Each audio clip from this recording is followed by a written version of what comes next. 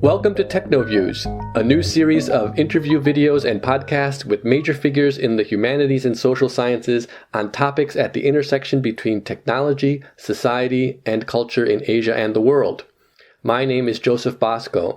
I am a research associate in the Department of Anthropology at Washington University in St. Louis. The subject of today's podcast is psychotherapy in China. Our guest is Professor ZHANG, who teaches in the Department of Anthropology at the University of California, Davis, and is author of the new book, Anxious China, Inner Revolution and Politics of Psychotherapy, published by the University of California Press. Hi, Li. Welcome to TechnoViews. Hi, Joe. Professor ZHANG is a prolific author, including two earlier major books, Strangers in the City, published in 2001, and In Search of Paradise, Middle-Class Living in a Chinese Metropolis, published in 2010. She's also the co-editor of the recently published edited volume, Can Science and Technology Save China? So today I want to focus on your new book, Anxious China, which is a fascinating study of the rise of psychotherapy in Kunming, what you call the Psy fever or Psy revolution. That's Psy PSY. So you say in the introduction, and here I quote, "It is my hope that the stories presented here will not only convey the anxiety, doubts, confusion, and pain of the people who shared their life experiences with me, but also their aspirations, hopes, and resilient spirits in their search for the good life in the midst of a massive society transformation." Unquote. The book succeeds marvelously in doing this. What motivated you to pick this topic? Well, there are multiple reasons. I think I will start with the observation. So we know that in China, mental distress has become a widespread phenomenon. So many people are experiencing anxiety, depression, and other forms of emotional disorders. But there is really not for a long time a language that people can use to describe their suffering. So it's only in the more recent 1 or 2 decades that people discovered, I call it discovered, quote unquote, Western psychotherapy as a way to describe their emotion and use this as a new tool for their struggle. But when I started this research, not many anthropologists or even other social scientists have done extensive research on this topic. So, I see it everywhere around me. And secondly, you probably know my previous work has been more on the more external structural changes of China caused by the economic reform, either the floating population migration or urban space, middle class. So this time I feel I need to move inward to look at the inner landscape of Chinese people. So I'm curious what kind of fundamental profound changes that have occurred among urban middle classes in particular during the reform period. So this book is sort of a way of moving inward. And thirdly, you probably noticed that this is a very personal project for me. So in the book, I described my personal encounter with anxiety after the death of my mother, and it has become a long journey for me of self-discovery, healing, etc. So it's a very personal project, and also among my family, I have witnessed a lot of mental distress and suffering, and in particular my mother. I wrote about her in my book. So I think both external academic reasons, but also personal and family reasons that kind of led me to this project. Okay, yeah, I'm going to come back to the personal aspect a little bit later. But maybe first, I think some of our listeners may be curious to know why you see psychotherapy as part of STS. Can you elaborate on the connection between psychotherapy and science and technology? Yeah, I understand STS in broad terms. And psychotherapy, as a form of psychotherapeutic technology, in my view, definitely fits into this broad umbrella we call STS, right? So it's a part of this big, STS field. However, psychotherapy deals with people's emotion and inner psychological processes. So by nature, it's a subjective experience. Unlike some other forms of STS we know, I think psychotherapy definitely has that subjective element because it studies the human mind and the emotion.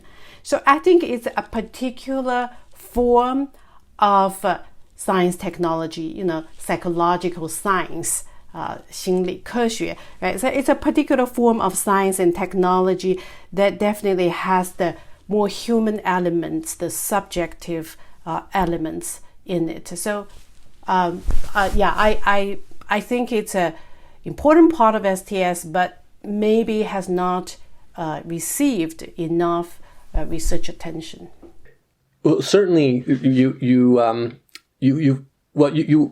focus a lot on the fact that I'm curious if you see it part of STS primarily because of the scientism that justifies a lot of psychotherapy, or do you see it more broadly because it's a therapy and is related to medicine? Does that make it part of STS? Yes. I think I see psychotherapy. Psychotherapy traditionally has been part of actually psychiatry, right? So nowadays, when we talk about psychiatry, we tend to think about this one branch of psychiatry that now studies the brain and focus on the brain and the body and focus on drug therapy. But traditionally, actually, early days, psychiatry was primarily based on psychotherapy, as Tanya Luhmann's book of Two Minds, right, to talk about the tension between these two orientations and subfields.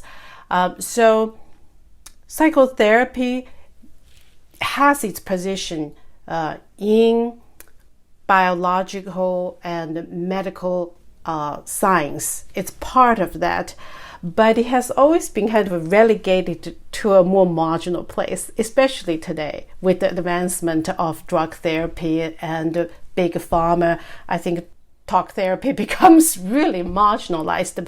Nevertheless, I think it has always tried to assert its scientific basis. It has its scientific basis, right? Try to study the human mind in scientific ways. But I think scientism is a different aspect of this. They're related, but we definitely need to separate its position in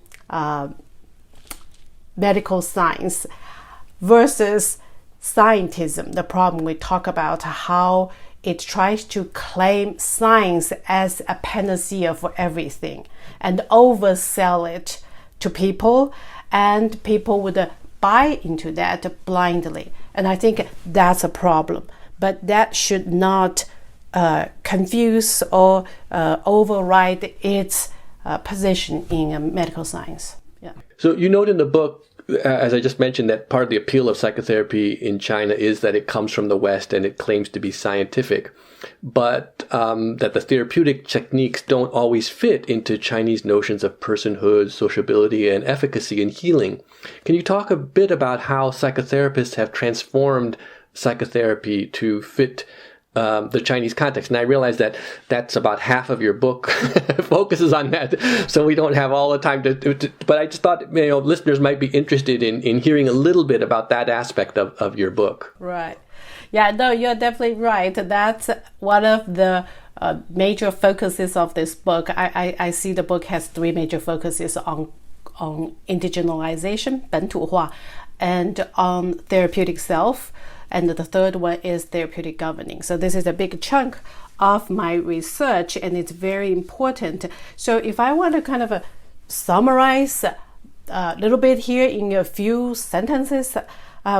So I would say Chinese psychotherapists have tried very hard to indigenize or 本土化, turn psychotherapy into something that fits the local Chinese condition and address to Chinese people's cultural sensibility. So there are several efforts made by them. So in one of the chapters, I describe how Chinese psychotherapists try very hard to select certain branches of psychotherapy. We know there are so many different orientations and branches, right? So they purposely, at least in Kunming, select certain branches to fit what they think Chinese people would understand, the Chinese condition and sociality. So the three are, the first one is the Satir family model in relation to Chinese people's focus on the family, the centrality of family in Chinese culture, because this particular therapeutic model really is built on the centrality of family, using family, the whole system of family, as the basis for psychotherapy rather than focusing on the individual per se. So that's the first one. And the second one is CBT, cognitive behavioral therapy. So with regard to that, it has a very interesting parallel with the very important Chinese notion, thought work, 思想工作. So anyone who studied China would understand that, especially under socialism, right? So both claim that people's ways of thinking can be reformed in order to change their behavior. So if your patterns of thinking go wrong, then you're going to have a weird behavior, then you're going to have weird emotion. So they both believe in that. Of course, I talked about 思想工作 is largely a form of political ideology, but CBT claims to its scientific basis. However, the forms are very similar for both. The contents are different, but the forms are very similar. So that's the second realm. Chinese therapists work very hard to adapt CBT to the Chinese condition.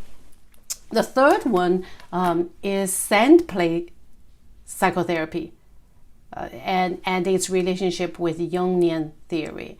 And so I describe how Jung discovered Chinese philosophy in the early years, and it's kind of a big loop back now to China. So Jung discovered China and created all the stuff, and then sand play theory was invented by one of his students. But now it comes back to China because of this cultural affinity. So Chinese people feel very comfortable of accepting sand play theory. So those are the three major efforts made by the Chinese psychotherapist, in terms of 本土化 and culturing psychotherapy. So one of the main issues explored in the book is the relationship between culture and psychotherapy. Can you talk about this a little bit? And I find it this interesting because in a number of places in the book, therapy is presented more as a cultural phenomenon imported from the West and therefore trusted as being modern and advanced, but not necessarily as efficacious. In fact, there are places where you note how religious ideas are incorporated, and you even refer to therapy as secular religion at one point. So what is the relationship between culture and psychotherapy? And maybe I could say other aspects of culture like religion. I think, psychotherapy is deeply embedded in culture, right? Even though sometimes we tend to think about, psychotherapy as a global phenomena, it's imported from the West, so it has its sort of universal aura, universality, but it's not, right? Because psychotherapy was invented at a particular time in Europe and based on a very much European Cartesian kind of a philosophy, the binary of mind versus the body. So psychotherapy itself is actually deeply cultured. And then when it travels around the world, inevitably, it's not just to China. So when it goes to Russia, when it goes to India, it has to articulate with the local social cultural conditions. So when I talk about the relationship between psychotherapy and the culture, I think culture in a way broadly defined, I think we can think about the culture as a more formal sort of a belief systems, for example, religion, right? We think about the traditional Chinese culture, philosophy, religion. Definitely that's part of a culture. But when I talk about the relationship between culture and psychotherapy, I'm also thinking about culture as just everyday forms of practice, customs, and habits. So in that way, I think in order for psychotherapy to be successful in any given society, it needs to be made addressed to the local cultural milieu, let's use the term, maybe cultural milieu, in order for it to be successful. And then in one of the chapters, I talk about the articulation between spirituality and psychotherapy. So maybe religion, yes, part of that you can say religion, but it's a little bit narrow. So I kind of use the term spirituality. It's a little bit broader. So psychotherapy, I think it always occupies an uneasy position. On the one hand, it wants to claim its scientific basis and efficacy. On the other hand, we all know when you deal with the human mind and the emotion, science alone can't work magic. There is always that dimension of spirituality and something beyond the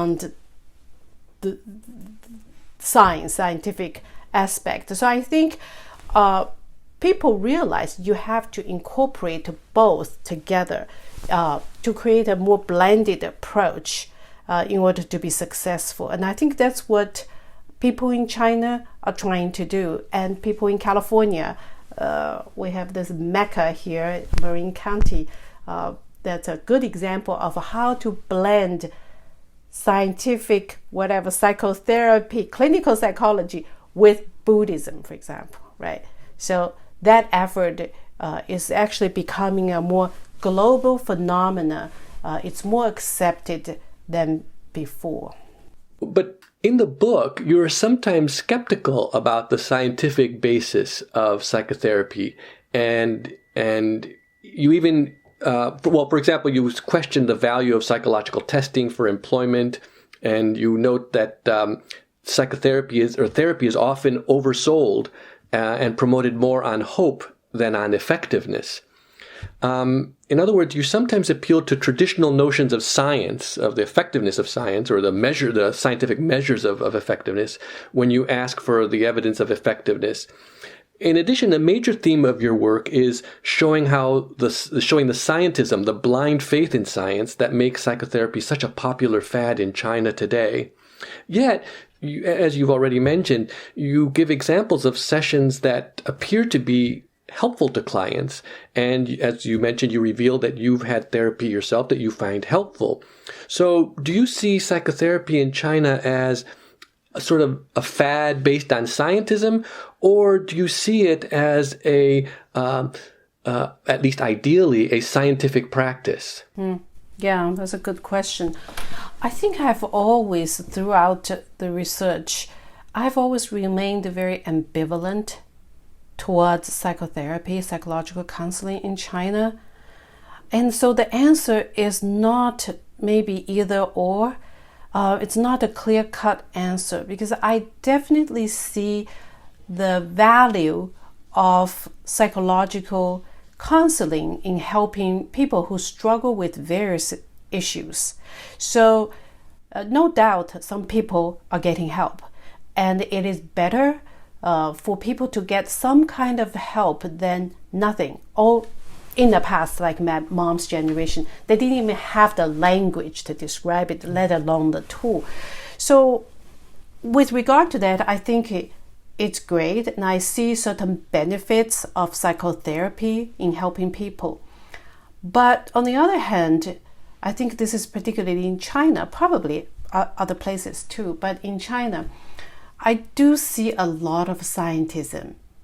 and the claim of using science for the purpose of profits, making money, running those big workshops and charging people a lot, but not really teaching people the tools, or not teaching them well, because even a lot of those gurus and teachers are really not sufficiently trained, so they go out to sell this to people. So I guess I'm very ambivalent towards this, and I kind of want to bring that ambiguity to the readers. So it's not, I'm not celebrating or praising psychotherapy completely in China. On the other hand, I do want to take it seriously and not dismiss it as some kind of brainwashing, false consciousness, or fake science. So I think there's I think you're right. You picked out this tension that exists in my research and tension that exists in China. Yeah, it's interesting because even as you describe it, you talk about people not being sufficiently trained, and that sort of implies that if they were trained better, they would somehow be more authoritative or more scientific. And at the same time, some of these people are also very effective. They might be, we have this problem all over the world, right? Of people who get labeled as fakes or cheats or charlatans, who are actually quite popular with their clients. Yeah. There's a lot of tension in China among different camps of therapists, right? So people who are based in the universities, academia, and hospitals, those are the people who have PhD and MD. They tend to label the 社会派, the societal, the self-trained, self-fashioned therapists as fake and lack of training. However, in China, the frontline workers, the people who are actually going out to help people, are the self-fashioned, self-trained therapists. So certainly, there is that tension there. But I have encountered a lot of people. If you also talk to other people, they will tell you the same story. Truly, people who were trained for 3 months and took the exam and then went out to open a clinic. So it is kind of scary seeing there. You never know what you're going to encounter there. Yeah. So another major theme of the book is the intersection between psychotherapy and post-socialist governing. The book has fascinating examples of psychotherapy being used by the state in police, military, and state-owned enterprises to make employees more resilient, but also more accommodating and happier with their lot. So is psychotherapy a technology, or is it more like a political ideology? And of course, I'm oversimplifying by giving you these binary choices, but... Yeah. Yes. I think psychotherapy is a form of technology.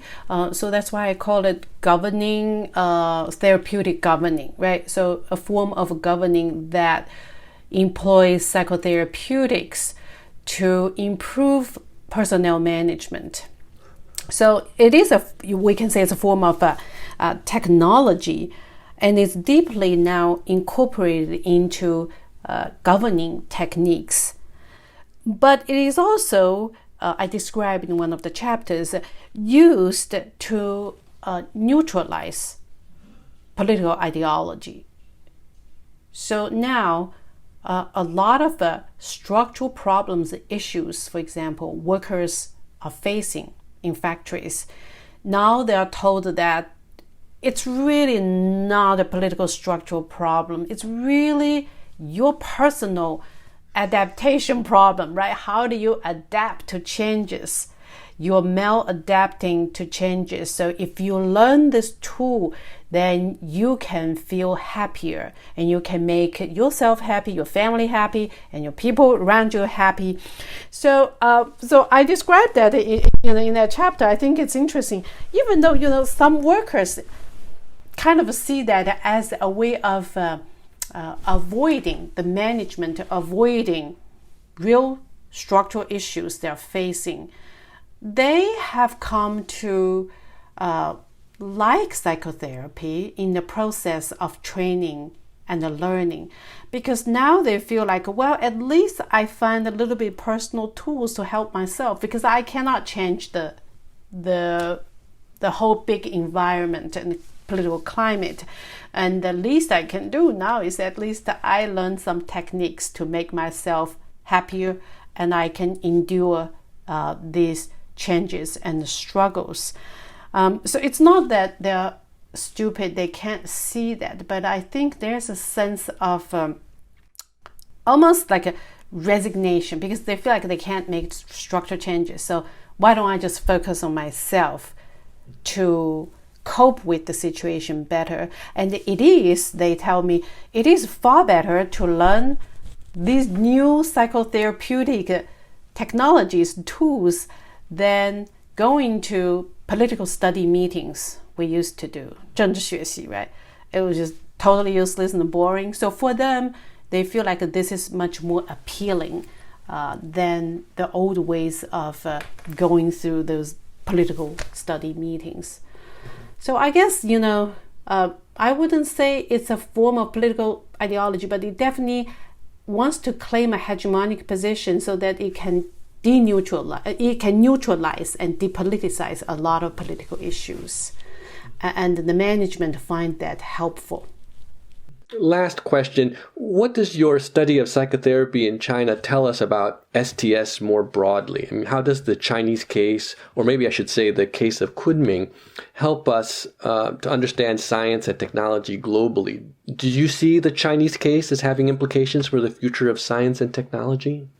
Yeah, that's a great question, and I think it's very important for us to think about. I think the case of Kunming psychotherapy practice is very relevant for us to think about STS globally. This case really shows that science and technology are by no means universal or neutral, right? It is always so deeply embedded in a specific cultural history and social environment. So it's this social cultural embeddedness that I really kind of want to focus in this book. And I think it's important for STS in general. I think the whole basic premises of STS is to look at this articulation between politics, social culture, and what we might used to think as a science technology as something neutral, but it is not. So I think that's important. And the second thing is to look at the unintended consequences of practicing science and technology. And oftentimes we bring a new scientific knowledge or practice into place. People have certain intentions and they think it will produce certain consequences. But if you look at reality, oftentimes it's not. I think the book you probably have read, the Science and Technology Save China, Susan Greenhalgh and I co-edited. We make that point as well. To look at the unintended consequences, to look at reality, oftentimes there is a big gap between intention and reality, and I think it's very important to focus on that. And then, of course, China is largely an authoritarian state, so I think the degree to which politics shapes science and technology, and vice versa for the Chinese case, is much more pronounced than other places. So I think China can provide a very, very strong, good example for us to dive even more deeply into the interconnection between politics, culture, and STS. Great. Well, thank you very much, Li. And thank you all for listening. You've just listened to Professor Li ZHANG in TechnoViews. I hope you've enjoyed this podcast. Please send us your comments and suggestions on our website at scitechasia.org.